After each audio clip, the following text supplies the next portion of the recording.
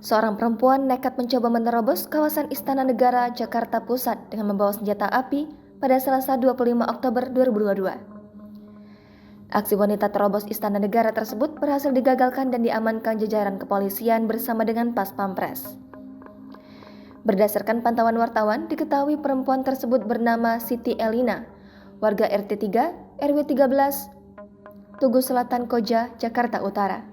Menurut keterangan Ibu Ketua Rukun Tetangga atau RT 13 RW 3, Nur Jannah membenarkan terduga pelaku tersebut merupakan salah satu warganya.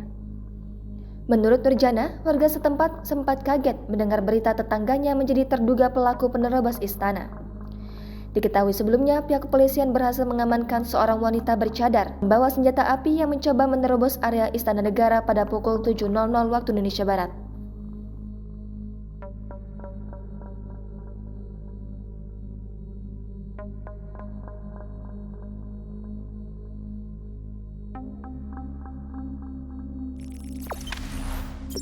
Jangan lupa subscribe, share, komen, dan like ya.